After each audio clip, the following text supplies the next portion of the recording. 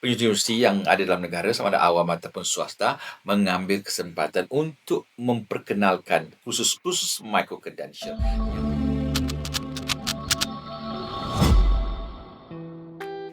Umumnya masyarakat masih lagi menggunakan sijil-sijil kelayakan akademik seperti SPM ataupun STPM untuk mereka melanjutkan pengajian ke peringkat yang lebih tinggi untuk tujuan mendapatkan diploma, ijazah dan seterusnya.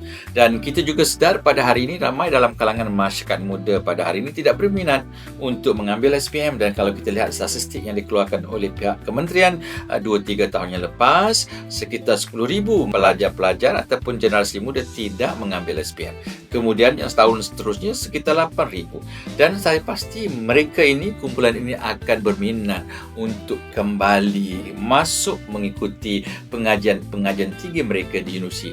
Namun ketika itu mereka tidak mempunyai kelayakan yang sewajarnya untuk membolehkan mereka memasuki universiti. Justru di sinilah perlunya laluan yang kita kenali sebagai micro credential yang boleh diguna pakai oleh pelajar-pelajar ini untuk mengikuti pengajian mereka di pusat-pusat pengajian tinggi di dalam negara. Justru saya mengharapkan universiti yang ada dalam negara sama ada awam ataupun swasta mengambil kesempatan untuk memperkenalkan khusus micro credential yang boleh digunakan, yang boleh diberikan, yang boleh diambil oleh pelajar-pelajar seperti mana yang saya sebutkan tadi, supaya mereka juga mempunyai peluang untuk melanjutkan pengajian mereka di universiti masing-masing untuk masa depan yang lebih cerah. Justru melalui micro credential ini, ia bukan sahaja untuk tujuan meningkatkan kemahiran mereka untuk keadaan semasa, tapi ia juga penting untuk sebagai laluan kepada pelajar-pelajar yang tidak berkesempatan untuk mengambil SPM dan sebagainya